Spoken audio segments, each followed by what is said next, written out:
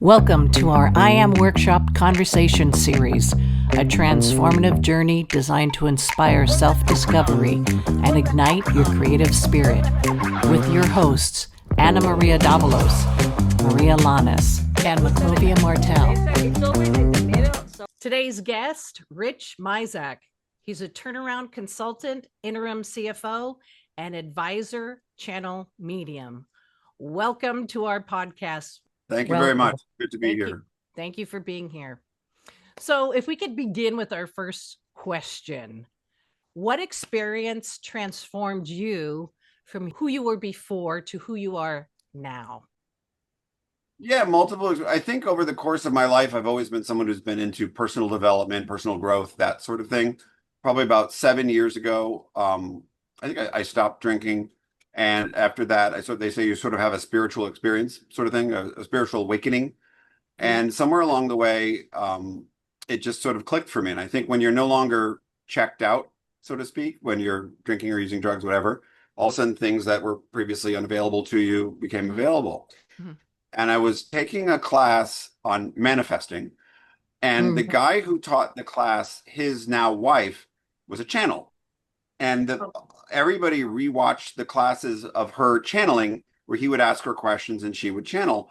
And I realized he's getting all his material from his well, now it was his fiance at the time, now it's his wife. And like everything for his class came from his wife. And one of the big things was anyone can learn to do this, she had mentioned. And we were all like, what? I thought only super magic spiritual people who grew up in strange households had this ability. I didn't know that anyone could learn to do this. And I was just like a laser beam off to the races. I had to learn how to do it. I wanted to learn. And I started to look for classes on channeling. And I couldn't find anything on channeling. I found mediumship. So I took one class from a person and it was a bit of a mess. There were like 700 people on a how to learn mediumship class. You cannot teach mediumship to 700 people on a Zoom call. Oh, no. And what you ultimately did is I followed the teacher. So there was a school in the UK called Arthur Findlay College, and there was a retired tutor named Mavis Patilla who taught there for years. And she's since passed, but I went online. There was a wait list for her class. I signed up for her 1-year mentorship program. It opened up like a week later, and I took a 1-year-long mediumship class with her. And then a lot of people, once you learn mediumship, you can start to learn channeling. And that it was off to the races from there. And that was probably 6 or so years ago. Wow. I'll stop there. And what was your first experience of channeling? How did it come to you? What did you hear, see, and you feel? You have your multiple clairs, you're feeling your so-and-so knowing. In channeling, you drop, your brainwave states, your daytime are beta and alpha brainwaves, sleeping states are theta and delta. You move into like a theta brainwave state. So you're very slow, almost, you're sort of out of it. And for me, it's like I'm falling back. I'm kind of away. You're in the background for me, but you're not completely present. Mm-hmm. And words just sort of would come to me. And I started with trance speaking. There's trance healing, trance speaking, and trance communication. And what would happen is these words would pop into your head and I would start to speak the words. And as they come out, go deeper and deeper into the trance state. There's a bit of trust, just learning that whatever comes out, just to let it go. So it's really fun, and the messages that come through are so profound. And almost always the other person on the other side is like, I don't know where that came from, but it was exactly what I needed to hear. And it's sometimes something that might seem innocuous to me, not very exciting, but it really resonates with the other person. When you first started, did you think that you were like making up these things? Is like, where is this information coming from? Because that happened to me. Yeah. That's exactly how it feels when you start. Because you doubt yourself. You're like, well, did I really hear that? And that's typical. So what I learned to do, and it may be different for other people, and I just say it. I don't care what it is. It may seem wrong. It may not make sense. The problem is if you're starting to analyze the words, you're not channeling. You're in your mind. You're thinking about it. Yeah. Mm-hmm. So you learn to just say things. And it's the same in mediumship. If you're shown something or you feel something, it's best to just say it and explain it a little bit. Mm-hmm. even though it might not make sense to you, it may not be illogical, it's usually a memory or something that's very important to that other person. Is it like training a muscle? Do you get better and better at it? Very much so. It's funny. So we did this year-long class. So every week we would meet and practice, and we were all pretty much beginners. And we do these power builds. And then a couple months in, or the teacher's like, "Come on, like you guys should be able to do it by now." And it just getting comfortable saying it. And there's a lot of practice. I mean, you want to practice probably an hour or two a week and just continue to do it and go with friends. I sit in a circle. They're called circles every week, with a group of friends, and we try different activities. And I think that's a really critical step. I don't know anybody who works as a medium who doesn't have a circle outside of even what they do professionally to continue to practice. I take a class with a different tutor, Eileen Davies, also from Arthur Findlay College. Every other Sunday we sit, and there's like 25 people from around the world, most of them working professional mediums, and they still practice. It's like, CPE credits for your corporate Right. office and making sure that you keep up with your credentials. It's the same idea. Okay, I was just wondering, who are you channeling? Like, who's the Yeah. voice? Is it your higher self, or is it? I believe I'm channeling sort of a spirit team. I think in the beginning, I really thought it was important to have a name. Like, I need to know I'm channeling Fred, and Fred is from this planet or whatever. And ultimately, one learns any name that's given is to make you feel good. Like, oh, I can feel like I'm having something. There really isn't a name. I believe sort of my higher self or our higher selves, our higher spirit, are ultimately lining everything up for us with whatever it is. But it's not in my head, and I know that just because the words, the things, the messages aren't things I could have or would have known, even if I tried. Okay. Like, how could you know about a memory of someone from their childhood? Yeah. Yeah, that's what I wanted to ask. How do you differentiate your personal voice inside? I mean, I have a voice inside of me that's talking all the time, but how would I know it's something else? Yeah, we all have a voice of that roommate inside of our head who Yeah. talks all the time and takes both sides of an argument, etc. I think part of it is just when one quiets themselves. I think meditation, most people who do this work, meditation is part of their program. I think even a lot of very successful business people, meditation is a part of their program just to kind of calm their mind down. And at first there is it's a very subtle differentiation between what is my thoughts versus what's coming to me. Mm-hmm. And I think that's where the practice comes in. It's just learning to trust it, and you just say it again and say it again, and you say things like, "I don't know why I'm talking about a red car," and or whatever. Yeah. And this person's like, "Oh my God, my mom had this red car. She loved that car. It was a piece of junk." But and it's Yeah. like, I would never have known that. But that person might have a memory, or they would remember, like, "Oh my God, she loved that car." Like, how would I know this person's mom had a red car with this kind of fender, back in the 80s or something? Yeah, Yeah. it's kind of scary, all of a sudden this information comes and you say it and that person identifies with it. And then, I mean, I would be kind of like, it would be a confusing thing. I think it's kind of beautiful. Yeah. And this is like years ago. I remember my ex was teasing. There was a TV show, The Long Island Medium, came on. Oh, yeah. I loved watching that show. I thought, like, the messages that she brought through and the peace that it gave people. I had no idea how she did it. I didn't know. I thought she had a magic gift, and she claims that she learned from a very young age, and her parents weren't against it, so she just sort of went with it as she.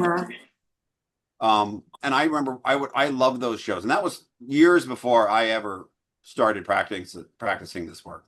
So Yeah. do you also, yours is more audio. Do you see? Clairaudient hearing. Yeah, clairaudient. Yeah. Is that what it's called? Some people see, some people Yeah, feel. but I think the feeling and knowing, which are sort of you get in your chest a bit more, are the probably the most important part to kind of hold that connection with the other person. I get a visual. I don't hear that much when I'm channeling. I kind of get where I feel like it's not like necessarily I heard you speaking. It's Uh-huh. more that the voice is put in my head. Occasionally I'll smell like cigarette smoke or something like that. I'll sort of like, it'll feel like someone's like, like when you're outside and you smell it very far Yeah. away, smell it. Like I Mhm. don't know perfumes and colognes, so they don't give me that because I wouldn't be able to tell one perfume from another, like, oh, it's eternity. Like, Right. you would know that that's your mom's favorite scent. Mm-hmm. I'd be like, I smell perfume, Yeah, so I don't get that. it's a They don't give me senses. that. One question that Correct, I correct. was about to ask. Maclovia told us that you were a CFO in a company right now. How can you put together? Do you use both this part that you're seeing and you're hearing and this channeling?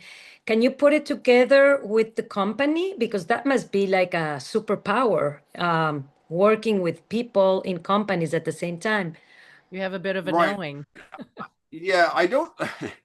Well, first of all, with mediumship or channeling, you turn it on.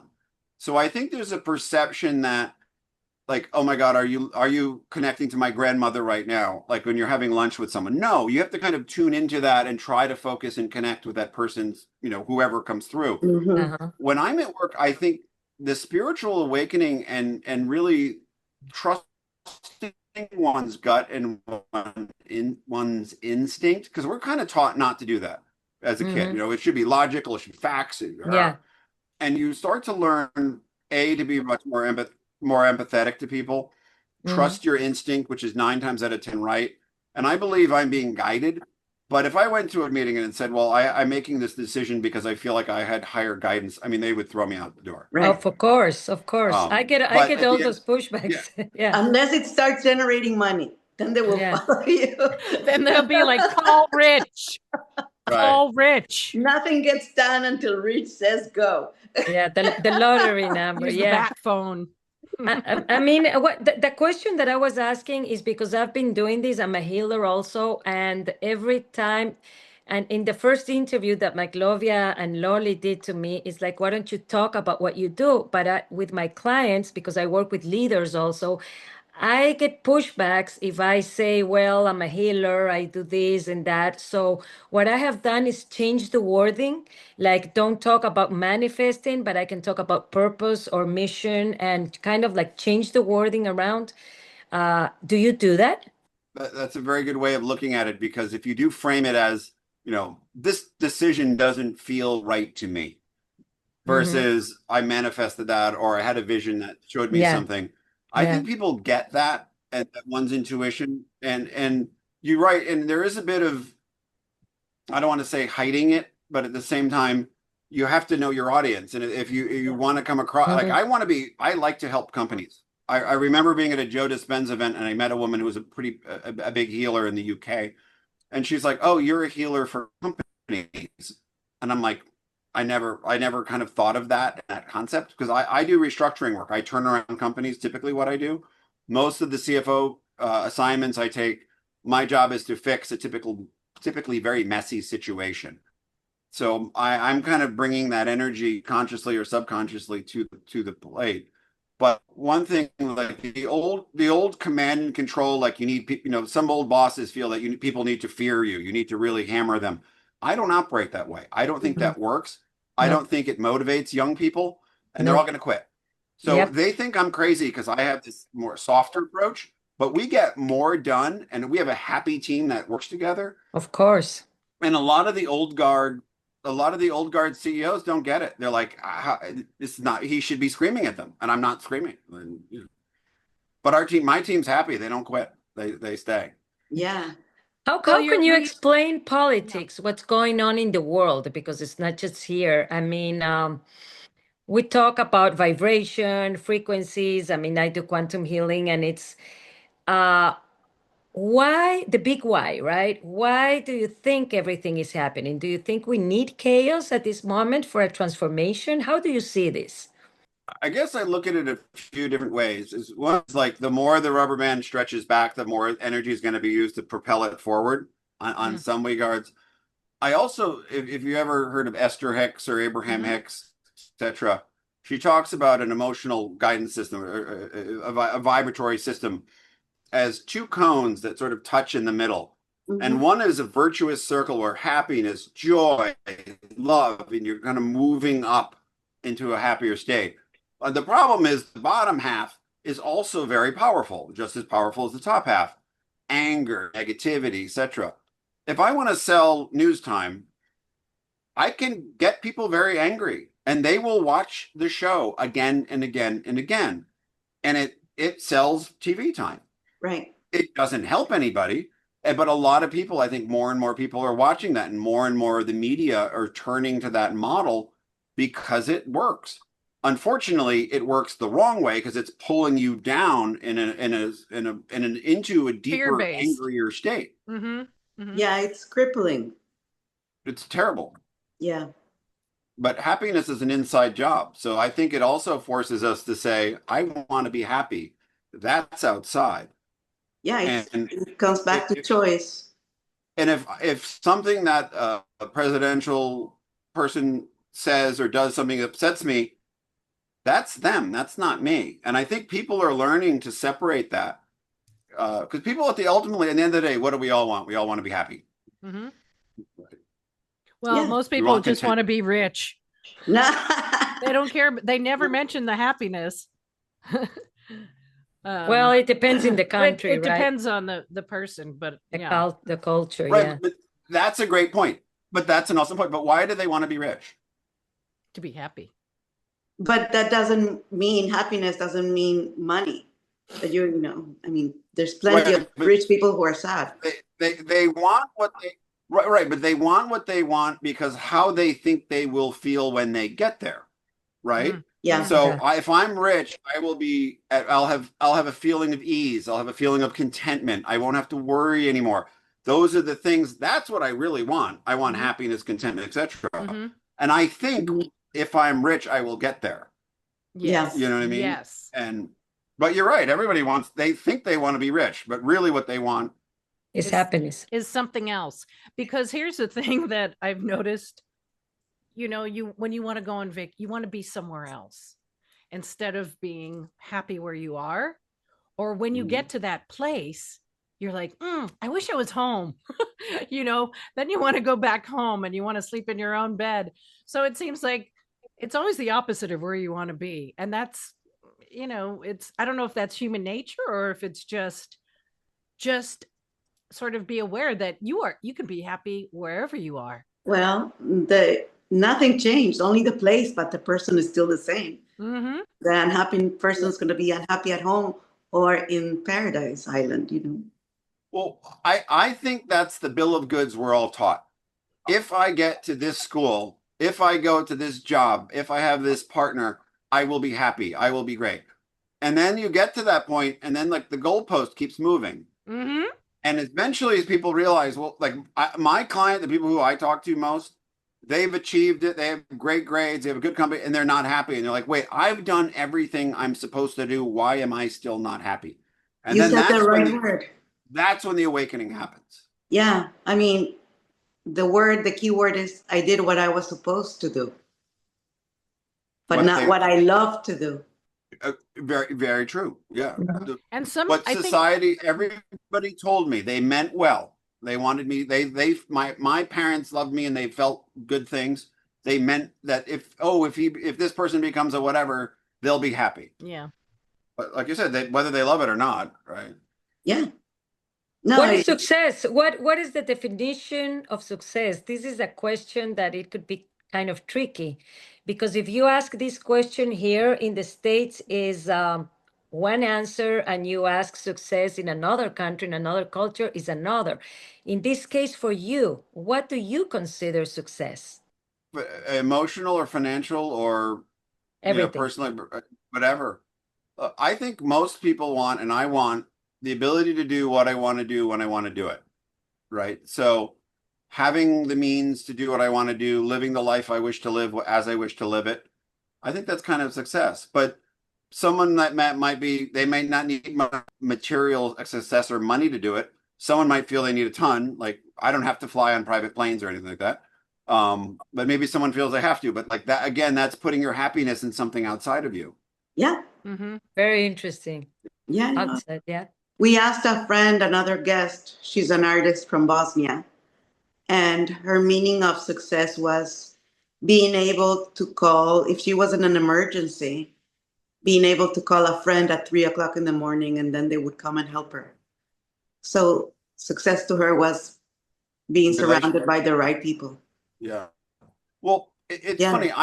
I moved to Florida in 2018. I still bounce back and forth between New York and Florida, and your perspective changes a bit because you have a lot of retirees, right? And some have more money, some have less, some have none. One of the things I noticed about the seniors who live in Florida is how much they value their interpersonal relationships, their friendships, and their social network, and how much they need it. And you really saw it during COVID. Because remember when we had to try to get the COVID shots, and they started seniors and they're working their way down.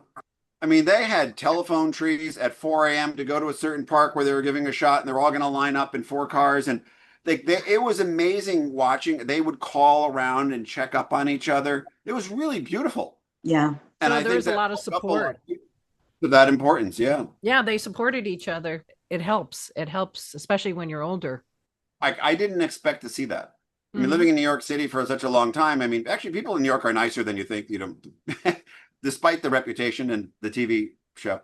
But here, maybe just the nature of it, and I just saw it more up front, and I was sort of very pleasantly surprised by that. When you said you have to turn on your channeling to tap into someone, could you give us a little example? You can do an exercise with us or that. Yeah, if you want to teach us, Yeah. give us a little exercise. For us and for our audience. Right. I guess I wasn't ready for this. They're never ready. When I say when I say tune in, I sort of like kind of set myself back a bit, and I kind of put myself in a mental state to do it. Yeah. And I think largely because you don't give a reading to someone unless they asked for it. And that person has to actually want it. It's not like, actually, that's one of the things on the Long Island Medium where, like, they walk into a diner and they start to read the waitress. Yeah. Like, the waitress didn't ask you. She's in her professional setting. Like, she may not want to hear from somebody. You need to give permission. So there's some questions about that. They need to give permission. Exactly. Yeah. Correct. So you have to handle this with respect towards what you're very much hearing. If we give you permission, the three of us, what do you feel with this podcast with the three of us? Because we've done it before with some of our guests. Can you feel something, or? I mean, I feel a connectivity between the three of you is sort of like it's almost like you finish each other's words in some regards, and kind of read each other's minds in some levels. And I do feel a flow and a connection between the three of you. But that's more that would be considered psychic, right? So I'm picking up energy off you. That would be a psychic reading. Mediumship obviously is connecting to someone who's passed, and then obviously channeling would be connecting to spirit, so to speak. And if we wanted to learn more about this, what would be like the baby steps for us to take to tune into this gift that you say that we all have? I would take a class. There are a handful of people, and again, I went to the UK to do it. There are schools in the US that do it. Arthur Findlay College is a great place. There's actually a large number of their tutors left on their own and teach classes independently. I think pretty much anybody who has taught there, I would take one of their classes. You don't have to travel anymore, is one thing. A lot of this is online. They have 6-month programs, 3-month programs. They have onesie twosies. But if you're going to do it, I would do more than just a weekend class. A weekend class might be a good way to check out a teacher to see if you like and you connect with that person. But I'd sign up for a 6-month class, make a commitment, 6 month or a year, because only in that class will include practice circles and other groups a couple times a week. And if you don't have that, you're not going to get as deep, and you're not going to get into it. And it's like anything, like if you try to play the piano twice, you're never going to be that good, and you're going to get up. It's practice. And what about good energy and bad energy? Have you encountered something bad? I mean, Low Yeah. frequency, low vibration. Yeah, all the low frequency, low vibration has been on this physical plane. Like spirit, spirit is love, is pure love, right? And joy.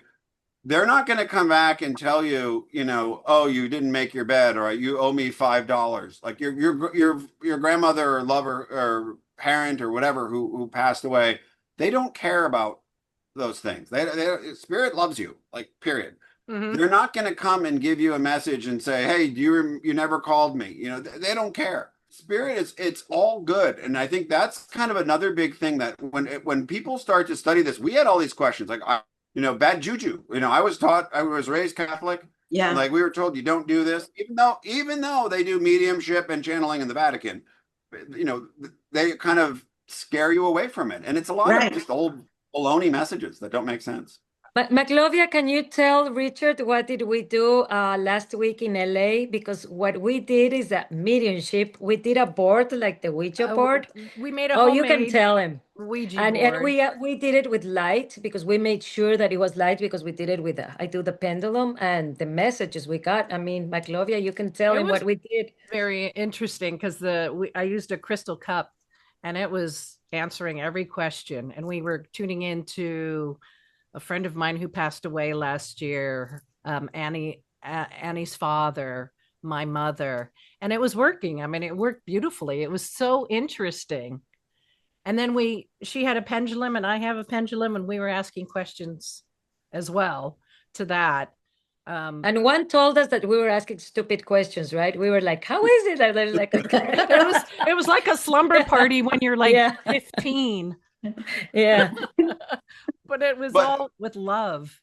Yeah, I think it was my father. Is like I told him, "Are we asking stupid questions?" And he goes to the yes, yes. I mean, it's like okay, I don't know. I'm nothing's very, good or bad here. Everything's good. I don't know. I'm very scared. I mean, She's the skeptic. no, I'm not. I'm not skeptic. No, she's I'm not just skeptic. very, scared from past experiences when we were kids. My brother and my sisters, they were playing this Ouija board in their room, my brother's bedroom, and all of a sudden the light went off and the electrician came to see if everything was okay, and everything was fine. But the light would go on and off for months. So that's why I'm cautious because I don't know what's really coming through. It's funny you say that because you're bringing me back to kind of like my first class and a lot of the standard questions that most people ask, like, is it safe? Is there bad energy? And it's very natural to feel that way. And they say actually electricity, spirit can play with electricity a lot and make lights flash. Apparently that's very easy for them to do because remember their vibration, electricity is sort of a vibration as well. But it's fun. I find, look, I don't know anybody who's had sort of like a bad experience with spirit. You are serving spirit in what you're doing. You're choosing to do it. If someone had selfish motives and they only wanted fame and fortune, spirit's not going to give you very much. They're not going to help that. I But if see. you're doing it to help people and serve, they'll help you with everything you can. And that's the answers we got. But something weird happened at 3 in the morning when I came back from LA to San Diego. The TV turned on at 3 in the morning, and at the same time, 3:33. Yeah, and that's the 3 number. And at Maclovia's place, her computer turned on at the same time. So it was like, okay, I guess we do know. We are tuned in. We were tuned in, but for me, it was a message of light because the light turned on. It's like, okay, we're on the right path. We're doing this. So, and we called Lolly. It's like, Lolly, you don't know what happened. And she's like, oh, I'm scared of that. It's like, no, it was all good. Look, and actually, that was the point I forgot to say earlier. You should be skeptical. If you go to a medium and you haven't been before, and they start mentioning things that don't make sense, you should be skeptical.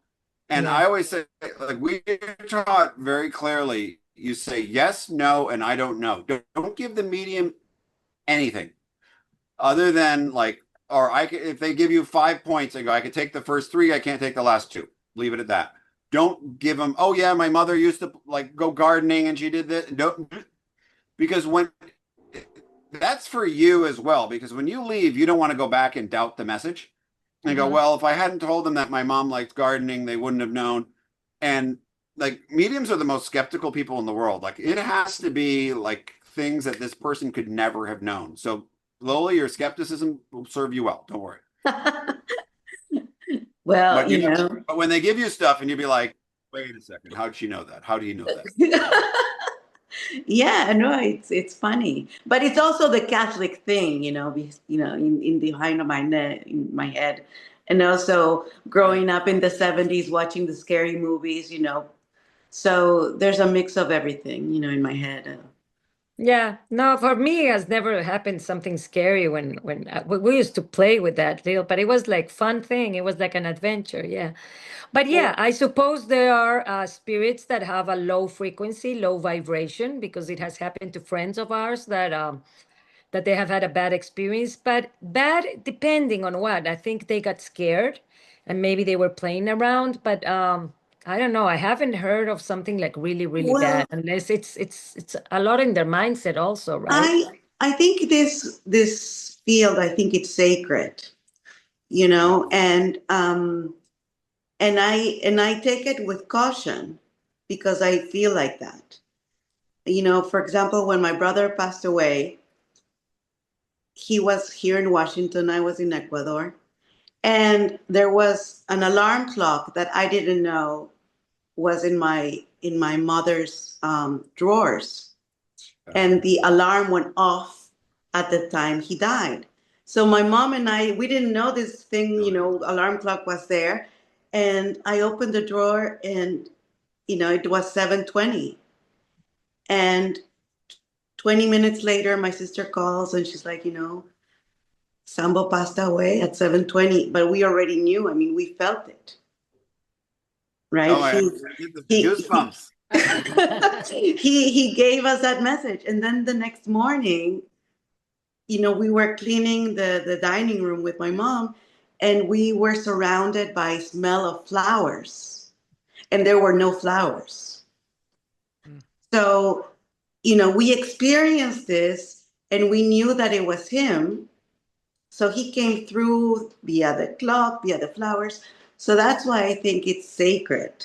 And I'm cautious, to taint that feeling in me with, a message that might be not true. Look, I agree. It's also sacred. And I do think that part of these messages are almost everybody has a story of this weird thing that happened to them once. Yeah. And a lot of times we dismiss it, right? Oh, it was nothing. Like, oh, it's just, Yeah, my a imagination. freak, alarm clock went off, flowers thing. Like, that's a lot to happen randomly, that sort of thing. And almost everyone has it. And I think you're totally right. I'm with you. I was raised Catholic in that time period. And movies, they paint this completely ridiculous opinion of it and scare the heck out of people. Yeah. Over it.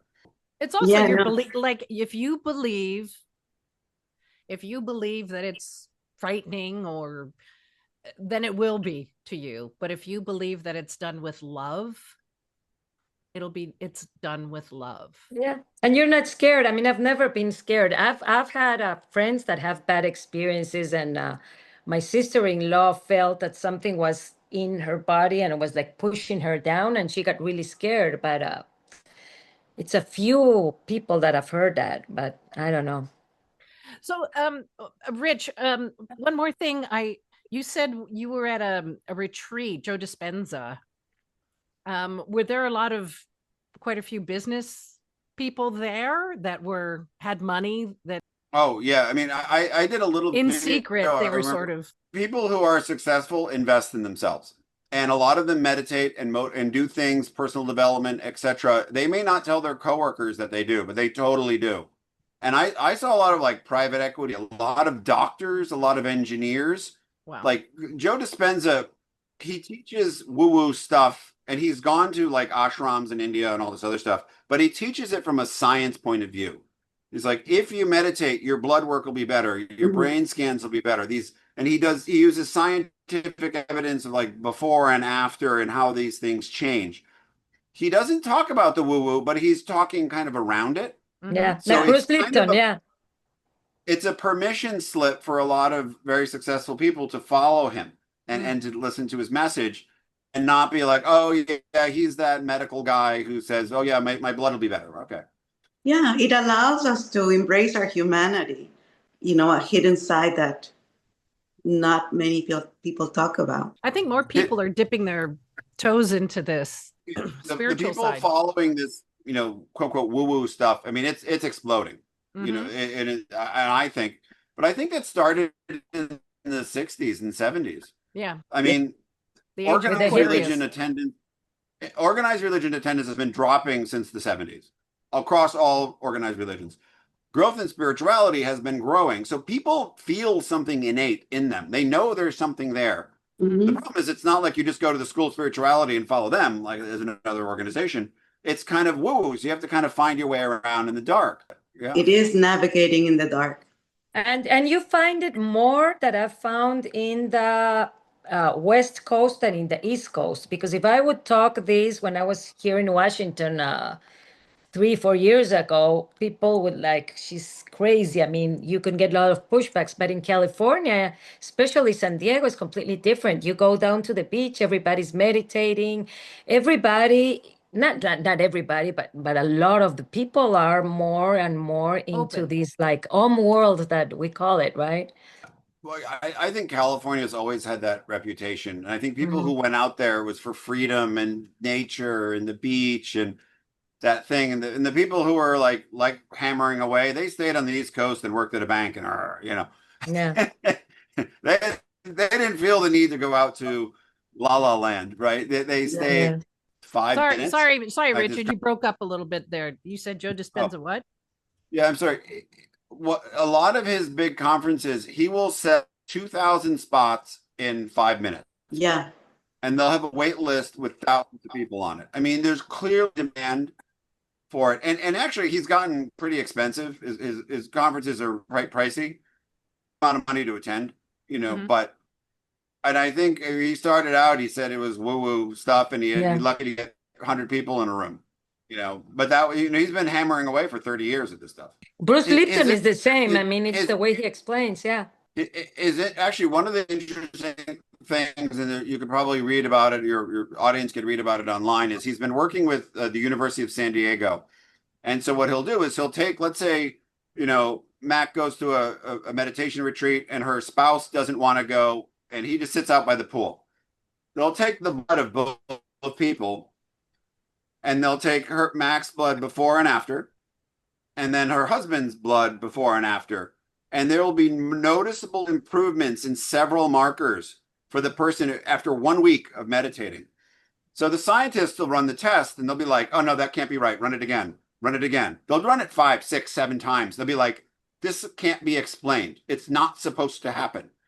And it's very fascinating. And so like the scientific world is starting to turn that there might be something there. Yeah. So it's kind of interesting. I think the next couple of years are going to be awesome. Yeah. Definitely. Yeah, I'm looking. Who's the other gentleman? He's been doing it for 40 some years. He does Tony Robbins. Tony Robbins. Yeah. Tony Yeah, Robbins. but he's different. He's more into companies. The other one is Bruce Lipton. I went to a workshop with him that he was great also. His scientific explanation is very much like Joe Dispenza. They work together.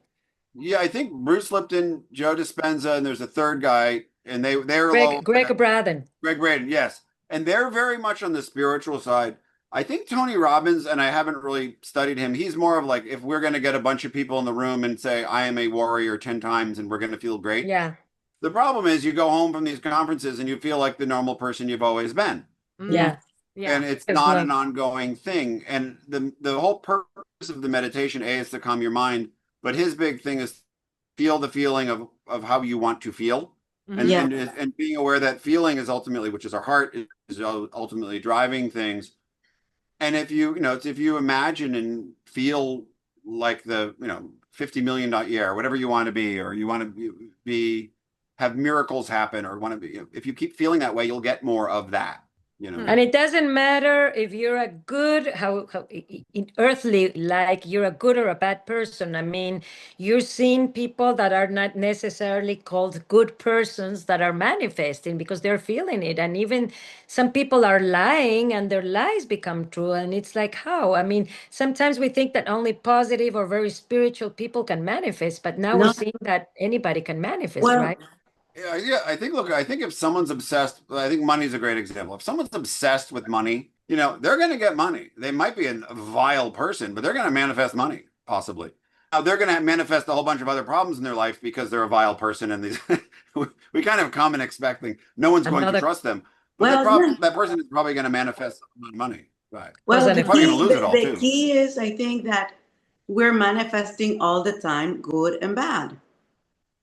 But what is good and bad? I mean, in the No, I spiritual mean, world, there's no whatever good your and bad. Yeah. attention is Yeah. being focused on, you know, it's not a choice. It's what you feel. Yeah, Loli, I think you're totally right. Like if you think it's they say if you think you can do it, you can. If you think you can't do it, you're also right. Right? Yeah, I'm jumbling that expression. Mhm. But if you think your partner's going to dump you and you keep thinking that thought, they're probably going to dump you. Because feeling that, thinking that, you're putting out vibes that are basically saying like, "Oh, you probably should dump me." You know, and Yeah. then it happens and you're like, "Oh, look, I was dumped." It's like, "Well, Yeah. you I need to manifest a boyfriend. You already had it. You know? exactly. Majid is And here, Lolly. He's here. He's listening everything. Yeah. Lily, you're totally right. I completely agree with you. Um, And I think more and more people like these concepts, just that we're talking about now.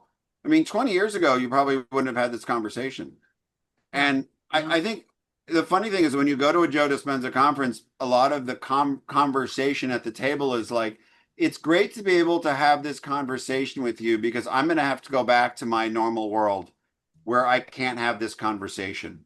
Yeah. It's the happiest group of people I've ever been in a place with. They're like in the closet. Yeah, like you have to put up the wall because I'm going into society like Yeah. you Yeah. know keep it to Don't- myself. Mhm.